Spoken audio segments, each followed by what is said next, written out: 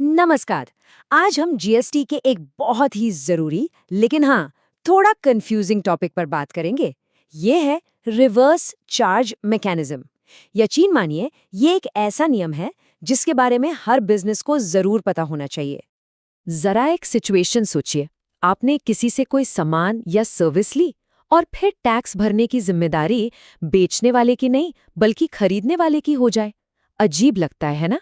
क्या ऐसा सच में हो सकता है? जी हाँ, ये बिल्कुल होता है। और जीएसटी की दुनिया में इसी को रिवर्स चार्ज मैकेनिज्म या शॉर्ट में आरसीएम कहते हैं। ये टैक्स भरने का जो नॉर्मल तरीका है ना, उसे पूरी तरह से पलट देता है। ठीक है, तो चलिए अब इसमें थोड़ा और गहराई से उतरते हैं और समझते हैं कि ये रिवर्स चार्ज आखिर है क्या। असल में ये और कुछ नहीं, बस टैक्स चुकाने की जिम्मेदारी को एक पार्टी से दूसरी पार्टी पर शिफ्ट करने का एक तरीका है। तो अगर इसे एकदम आसान भाषा में समझें तो आरसीएम एक ऐसा सिस्टम है जहां सामान या सर्विस खरीदने वाला ही टैक्स सीधे सरकार को चुकाता है, सप्लायर नहीं। मतलब जिम्मेदारी पूरी तरह से रिवर्स यानी कि उल्टी हो जाती है। देखिए, नॉर्मल केस में क्या होता है, सप्लायर खरीदार से जीएसटी लेता है और फिर सरकार को जमा कराता है। सिंपल। लेकिन रिवर्स चार्ज में कहानी पूरी पलट जाती है। यहाँ खरीदार को ही सीधे सरकार के खाते में टैक्स जमा करना पड़ता है। तो अब सवाल उठता है कि भाई सरकार को ऐसा उल्टा पुल्टा नियम बनाने की जरूरत ही क्यों पड़ी। इसके पीछे असल में 3 बड़े कारण हैं। पहला, उन सेक्टर्स पर टैक्स लगाना जहां सप्लायर्स को ट्रैक करना मुश्किल है। दूसरा, कुछ छोटे सप्लायर्स को टैक्स जमा करने के झंझट से बचाना। और तीसरा, ये पक्का करना कि जब कोई सर्विस विदेश से ली जाए तो उस पर भी टैक्स का पेमेंट हो। तो सबसे बड़ा सवाल यही है कि भाई हमें कैसे पता चलेगा कि आरसीएम कब लागू होगा। तो चलिए अब उन 3 खास बिजनेस सिचुएशंस को देखते हैं जिनमें रिवर्स चार्ज एक्टिवेट हो जाता है।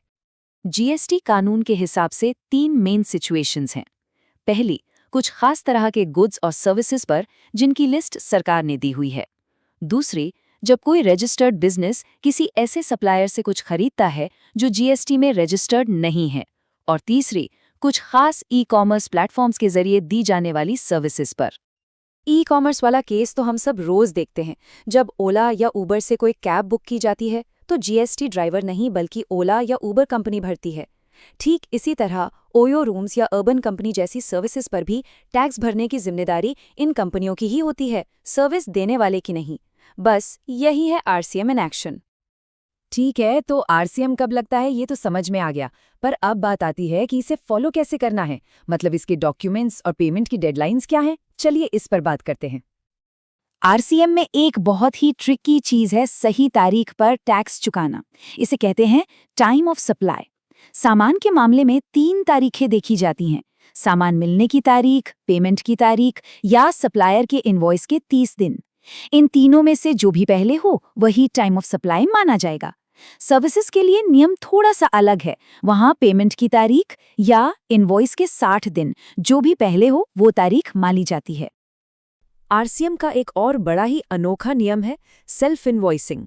नाम से ही पता चल रहा है, जब किसी अनरजिस्टर्ड सप्लायर से ऐसा कुछ खरीदा जाता है जिस पर आरसीएम लगता है, तो खरीदार को खुद अपने नाम पर एक इनवॉइस बनाना पड़ता है।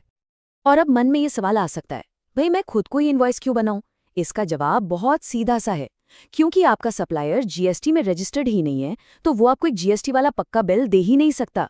इसलिए टैक्स का सही रिकॉर्ड रखने के लिए ये जिम्मेदारी खरीदार की हो जाती है।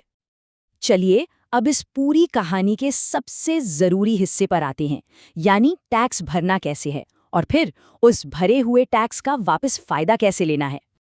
और यहाँ पर एक बहुत बहुत जरूरी नियम है, ध्यान से सुनिएगा। आरसीएम के तहत जो भी टैक्स बनता है उसका पेमेंट हमेशा कैश या बैंक से ही करना होगा। आप उसके लिए अपने पास पहले से पड़े हुए इनपुट टैक्स क्रेडिट का इस्तेमाल नहीं कर सकते, बिल्कुल नहीं। मतलब पैसा पहले जेब से जाएगा। लेकिन एक अच्छी खबर भी है, जो भी टैक्स कैश में भरा गया है वो पैसा वेस्ट नहीं होता। उस पूरी रकम को बाद में इनपुट टैक्स क्रेडिट यानी आईटीसी के तौर पर क्लेम किया जा सकता है, अगर वो खरीदारी बिजनेस के काम के लिए हुई है। तो ये कोई घाटा नहीं है, बस कुछ वक्त के लिए कैश ब्लॉक हो जाता है। और एक बात जो गांठ बांध लेनी चाहिए, अगर किसी पर भी आरसीएम के तहत टैक्स चुकाने की जिम्मेदारी आ गई तो उसे जीएसटी में रजिस्ट्रेशन करवाना ही पड़ेगा।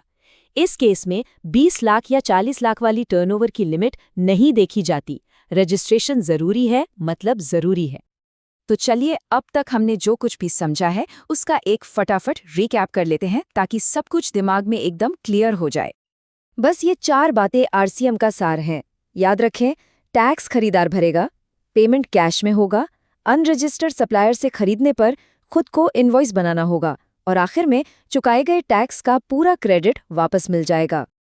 तो आखिर में एक सवाल खुद से पूछने वाला है, क्या बिजनेस में हर खरीदारी पर ये चेक किया जा रहा है कि कहीं उस पर आरसीएम तो नहीं लग रहा? क्योंकि जीएसटी के नियमों में ये एक छोटा सा चेक भविष्य की बड़ी मुश्किलों से बचा सकता है।